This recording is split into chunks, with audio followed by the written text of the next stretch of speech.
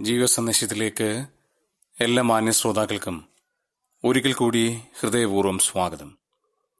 നമ്മുടെ ഇന്നത്തെ പ്രതിദിന ധ്യാന ഭാഗം ലൂക്കോസിന്റെ സുവിശേഷം 14-ാം അധ്യായം 34-35 വചനങ്ങൾ.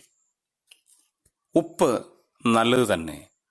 ഉപ്പ് കാരമില്ലാതെ പോയാൽ എന്തോന്നുകൊണ്ട് അതിന് രസം വരുത്തും.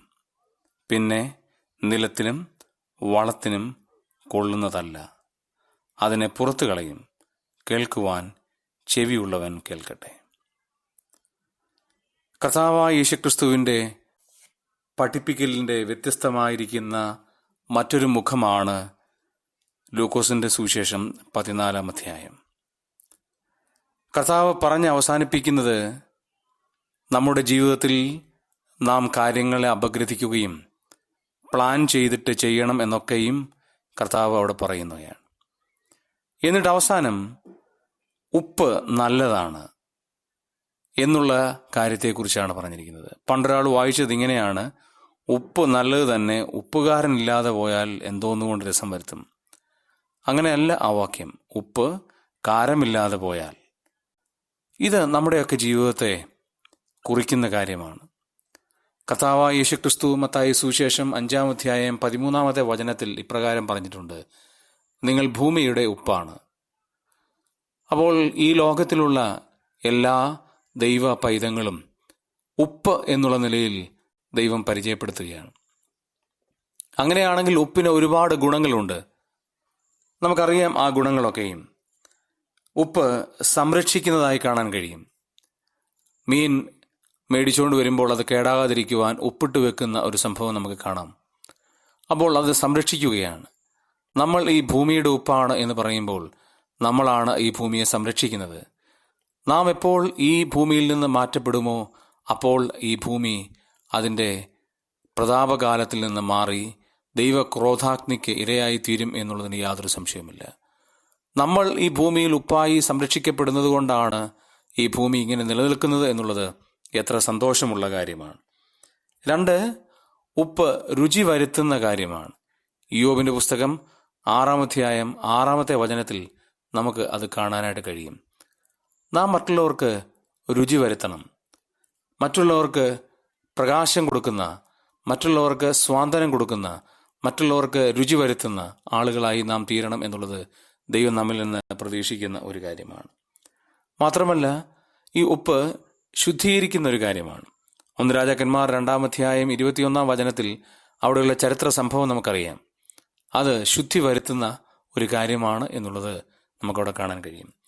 3-ാമത്തെ കാര്യമാണ് നാം ചിന്തിച്ചത്. 4-ാമത് എഹെസ്കേൽ പ്രവചനം 16-ാം അധ്യായം 4-ാമത്തെ വചനത്തിലേക്ക് വരുമ്പോൾ അവിടെ കൊച്ചു മക്കളെ കുളിപ്പിക്കുമ്പോൾ അവരുടെ ശുദ്ധീകരണത്തിന് വേണ്ടിയാണ് ഈ ഉപ്പ് ഉപയോഗിച്ചതായിട്ട് കാണാൻ കഴിയുന്നത്. അതായത് അവരുടെ എല്ലുകൾ ശക്തിപ്പെടുവാൻ വേണ്ടിയുള്ള ഒരു ഔഷധമായിട്ടായിരുന്നു ഇത് ഉപയോഗിച്ചിരുന്നത്.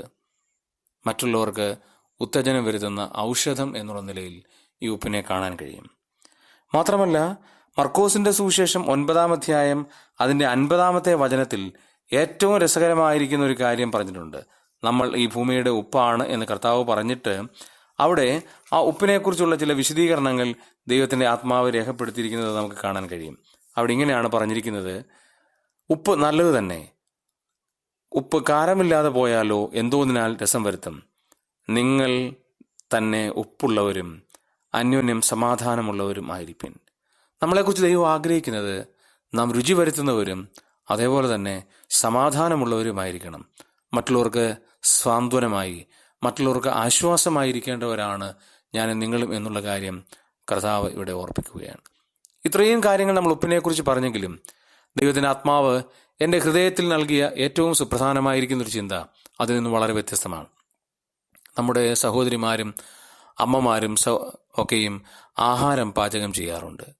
ആ ആഹാരം പാചകം ചെയ്യുമ്പോൾ ഈ ഉപ്പ് ആ കറിയിലോ ആഹാര സാധനങ്ങളിലോ ഇടാറുണ്ട്. എന്നാൽ നാം പിന്നീട് ആ ആഹാര സാധനത്തിൽ ഉപ്പിനെ കാണാൻ കഴിയുന്നില്ല. പിന്നെയോ ആ ഉപ്പിൻ്റെ ഇഫക്റ്റ് മാത്രമേ കാണാൻ കഴിയുള്ളൂ. ആ ഉപ്പ് അപ്രത്യക്ഷമാകുകയാണ്. ഏത് വസ്തുവിനോടും താതാത്മ്യം ചെയ്യുന്ന ഉപ്പിനെ കാണാൻ കഴിയും. മാത്രമല്ല അതിൻ്റെ വസ്തുതാപരമായ കാര്യത്തിൽ ആ ഉപ്പില്ലെങ്കിലും അത് മുഖാന്തരം ഉളവാകുന്ന നന്മ അത് വെളിവാക്കുന്നു. അതായത് മറ്റുള്ളവർക്ക് ആ ഉപ്പ് മുഖാന്തരമുള്ള രുചി വരുത്തുന്നത് കാണാൻ കഴിയും. താനെന്ന് പറയുന്ന, ഞാനെന്ന് പറയുന്ന വ്യക്തികളിലേക്കാളും നമ്മൾ മറ്റുള്ളവർക്ക് രുചി വരുത്തുന്നവരും, നാം ഇല്ലാതെയായി നമ്മുടെ പ്രസൻസ് കൊണ്ട്, നമ്മുടെ ആ വലിയ സ്വാധീനം കൊണ്ട്, ഇൻഫ്ലുവൻസ് കൊണ്ട് മറ്റുള്ളവർക്ക് നന്മയുണ്ടാകുന്നത് എത്ര വലിയ കാര്യമാണ്. പ്രിയമുള്ളവരെ, അതാണ് ദൈവം നമ്മിൽ നിന്നും ആഗ്രഹിക്കുന്നത്. ഈ ലോകത്തിൽ മറ്റുള്ളവർക്ക് സ്വാധീനം ചെലുത്തുന്ന വ്യക്തികളായി, മറ്റുള്ളവരുടെ ജീവിതത്തിൽ ചില കാഴ്ചപ്പാട് കൊടുക്കുന്ന വ്യക്തികളായി നാം മറിഞ്ഞിരുന്നുകൊണ്ട്, നമ്മുടെ രൂപം മറിഞ്ഞിരുന്നുകൊണ്ട് മറ്റുള്ളവർക്ക് ഉത്തേജനമായി, വെളിച്ചമായി, പ്രകാശമായി, മാത്രമല്ല ഉപ്പിന്റെ കാര്യം പറഞ്ഞതുപോലെ സമാധാനമുള്ളവരായി, രുചി വരുത്തുന്നവരായി തീരുവാൻ ദൈവം നമ്മിൽ നിന്ന് ആഗ്രഹിക്കുന്നുണ്ട് എന്നുള്ള കാര്യം മറക്കാൻ പാടില്ല. എന്നാൽ അവിടെ ഒരു മുന്നറിയിപ്പുണ്ട്. ഉപ്പ് കാരമില്ലാതെ പോയാൽ, അതിന് ഗുണമില്ലാതെ പോയാൽ, അത് വേണ്ടത്ര നിലയിൽ പ്രയോജനമില്ലാതെ പോയാൽ വളത്തിന് പോലും കൊള്ളുന്നതല്ല, പുറത്ത് ചവിട്ടുകള മാത്രമേ ഉപകാരമുള്ളൂ. നാം നമ്മിലുള്ള ഗുണങ്ങളില്ലാതെ പോയാൽ നമ്മളെക്കുറിച്ച് എന്താണ് ഗുണം എന്നാണ് കർത്താവ് അവിടെ ഓർപ്പിക്കുന്നത്.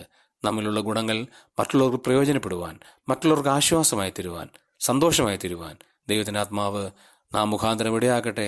അതിനായി ദൈവം നമ്മെ സഹായിക്കട്ടെ. പിതാവേ, നന്ദിയോടെ ഞങ്ങൾ അങ്ങേ സ്തുതിക്കുന്നു. ഒരു ദിവസം കൂടെ നൽകിയുകൊണ്ട് സ്തോത്രം. അങ്ങയുടെ വചനം കേൾക്കുവാനും ധ്യാനിപ്പാനും സഹായിക്കണമേ. ഈ വചനം കേൾക്കുന്ന എല്ലാവരെയും അനുഗ്രഹിക്കണമേ. പ്രാർത്ഥന കേട്ടുകൊണ്ട് നന്ദി. യേശു ക്രിസ്തുവിന്റെ ധന്യമുള്ള നാമത്തിൽ തന്നെ. ആമേൻ.